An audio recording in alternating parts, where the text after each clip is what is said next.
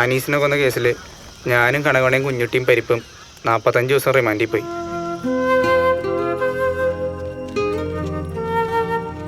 ഫാമിലേക്ക് പന്നീനെ ഇറക്കണത് തൽക്കാലം നിർത്തിവെച്ചേക്കാണ്.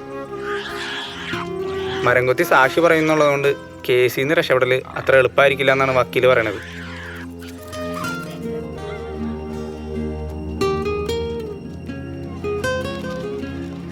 ഈ അനീസ് എന്ന് പറഞ്ഞ വെടിമറുള്ള ഒരു മെയിൻ കൊട്ടേഷൻ ടീമാണ്. പിന്നെ ചത്തേനക്കാരും വലിയ ആളയിലുള്ളതെന്ന് പറഞ്ഞാൽ അവൻ്റെ കുറച്ച് കസിൻ പിള്ളേരുണ്ട്. എടോ വെടിമറുള്ള പിള്ളേരെ പേരൊക്കെ അബു അലിബോ അങ്ങനെ കുറച്ച് പിള്ളേര്. സാറേ നമ്മൾ ഇനിയിപ്പോൾ എന്താ ചെയ്യുക? നിങ്ങളൊന്നും ചെയ്യേണ്ടി വരില്ല, ഒക്കെ അവന്മാര് ചെയ്തോളും. വഴി മറിക്കടാ. ആ ചെറുക്കനെ ബോംബെറിഞ്ഞൊന്നും പറഞ്ഞ് നീയൊക്കെ റോഡിൽ കൂടെ നെഞ്ചു പിരിച്ച് നടന്നാ നിന്റെ ഇറച്ചിയുമ്പോൾ മണ്ണാവും. നിന്നെ ഒന്ന് റോഡിൽ നിന്ന് വാരിക്കൂട്ടിലല്ല എൻ്റെ പണി. അതുകൊണ്ട് സൂക്ഷിച്ചും കണ്ട് നടന്നാൽ നിങ്ങൾക്ക് കൊള്ളാം. അല്ലാണ്ട് വിളച്ചിലെടുക്കാനാണെങ്കിൽ ഇടിച്ച് പൂട്ടലും പൊളിക്കും. മനസ്സിലാണോ?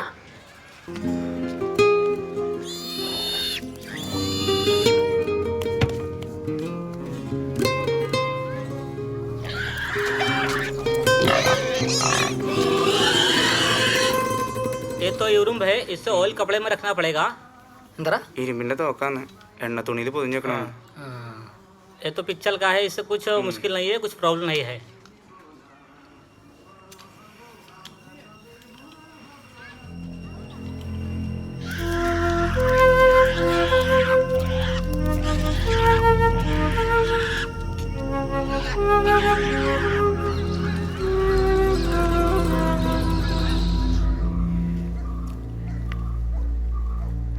അതെ, ഈ വെടിമറ അന്വേഷിച്ച് മരിച്ചതിന്റെ പേരിൽ രാജന് രവിക്ക് യാതൊരു വിഷമം ഉണ്ടാവാൻ ചാൻസ് ഒന്നുമില്ല.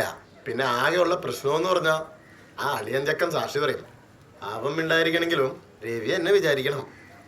ഭയങ്കര വിഷമണേ, രാവിലെ ഒന്നും കഴിക്കാൻ പറ്റിയില്ല. അതാ. അല്ല സുരേഷ്, ചെക്കൻ്റെ വീട്ടുകാർ? അത് ഞാൻ അന്വേഷിച്ചു. പ്രായമുള്ള ഒരു അമ്മയും 8ലും 9ലും അങ്ങോട്ടോ പഠിക്കുന്ന ഒരു പെങ്കോസുകളെ അവർക്ക് എന്തെങ്കിലും കൊടുക്കേണ്ടി വരും. പക്ഷെ അതല്ല പ്രശ്നം. അവൻ്റെ കുറച്ച് കസിൻസ് പിള്ളേരുകളുണ്ട്. അവന്മാരൊന്നും നമ്മൾ പറഞ്ഞ കേൾക്കുന്ന ടൈപ്പ് അല്ല. അവരെ ഡീൽ ചെയ്യണമെങ്കിലും രവി തന്നെ വേണം. ഇവരായിട്ടെങ്കിലും സംസാരിക്കണേ. രവിനെ ഞാൻ ആദ്യം ഒന്ന് കാണട്ടെ, എന്നിട്ട് അവനെന്താ പറയാനോടൊന്ന് കേൾക്കട്ടെ. അതിനുശേഷം ഞാൻ നമ്മൾ തമ്മിലൊരു മീറ്റിംഗ് വെക്കാം. ഇനിയിപ്പോൾ അതല്ലെങ്കിലും നിങ്ങൾ ധൈര്യമായിട്ടിരിക്കേ, വഴിയുണ്ടെന്ന്. ചായ കഴിക്കേ.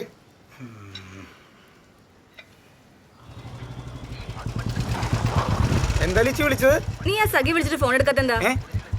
എടാ, ബാക്കിയുള്ള ക്ലാസ്സിലെ കുട്ടികളെ പോലെയല്ല, അവളൊരു ക്വാളിറ്റിയുള്ള കൊച്ചാ. നീ എന്താന്ന് വെച്ചാൽ കാര്യങ്ങൾ പറഞ്ഞ അവളോട് സംസാരിക്ക്. ഞാൻ അവളോട് എന്ത് പറയാനാണ്?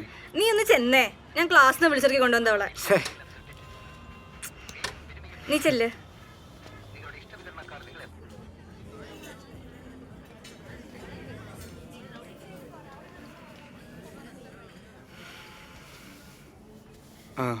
പെപ്പ എന്താ വിളിച്ചിട്ട് ഫോൺ എടുക്കാത്തെ? എത്ര പ്രാവശ്യം ഞാൻ വിളിച്ചു. ഞാൻ ആ കേസിന്റെ കാര്യങ്ങളായിട്ട് കുറച്ച് തിരക്കിലായിരുന്നു. പിന്നെ ഫോണാണെങ്കിൽ എൻ്റെ അടുത്തുണ്ടായിരുന്നില്ല. നിന്റെ പപ്പയും മമ്മി തിരിച്ചു പോയോ? പെപ്പയുടെ ഫാദർ വന്നിട്ടുണ്ടല്ലേ? എന്ന് പോവും? ഇല്ല, അപ്പച്ചനി തിരിച്ചു പോകാം. സർ, എന്താ വേണ്ടത്? കോഫി വരണം. ഒരു കോഫി. എനിക്കൊന്നും വേണ്ട. Okay sir. പെപ്പെ, ഞാനിനി എന്താ ചെയ്യണ്ടേ? നീ എന്താണ് ചെയ്യേണ്ടതെന്ന് വെച്ചാൽ ഞാൻ എന്താ പറയാ?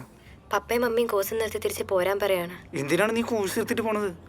ഇത്രയും കഷ്ടപ്പെട്ട് പഠിച്ചല്ലേ? സഖി, ഞാനിപ്പോൾ ഒരു കൊലക്കേസിലെ 1ാം പ്രതിയാണ്. നീ ആദ്യം അത് മനസ്സിലാക്കി. താങ്ക്സ്. നമ്മൾ ഉദ്ദേശിക്കുന്ന പോലത്തെ ഒരു ലൈഫായിരിക്കില്ല ഇനി അങ്ങോട്ട്. നിന്റെ പാരൻസിനെ ഞാൻ കണ്ടതല്ലേ? അവരെയും പറഞ്ഞിട്ട് കാര്യമൊന്നുമില്ല. അവരെന്നല്ല, ലോകത്ത് ഒരു പാരൻസ് എന്നെപ്പോലെ ഒരാൾക്ക് സ്വന്തം ആൾ കെട്ടിച്ചേരില്ല. ഇനിയിപ്പോൾ ആലോചിച്ച് നല്ലൊരു തീരുമാനം എടുക്ക്. നീ പ്രാക്ടിക്കലായിട്ട് ചിന്തിക്ക്.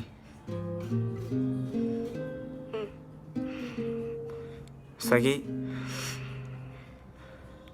നീ എന്തായാലും കോഴ്സ് കംപ്ലീറ്റ് ആയിട്ട് പോയാൽ മതി. ഞാൻ വേണമെങ്കിൽ നിൻ്റെ പപ്പയുടെ അടുത്ത് സംസാരിക്കാം. ഇനി ഞാൻ ആ കേസിൻ്റെ കാര്യങ്ങളായിട്ട് കുറച്ച് തിരക്കിലായിരിക്കും. ഇനിയിപ്പോൾ ഫോണാണെങ്കിൽ ചിലപ്പോൾ എൻ്റെ അടുത്ത് ഉണ്ടാവില്ല. ഇനിയിപ്പോൾ നമുക്കിനി എന്നാ കാണാൻ പറ്റണമെന്നൊന്നും പറയാൻ പറ്റില്ല. പെപ്പെ, നമ്മൾ ബ്രേക്കപ്പ് ആവുന്ന കാര്യമാണ് പെപ്പി പറയുന്നത്. നീ ഒന്ന് കരയാതിരിക്കും, ആൾക്കാർ വേണം.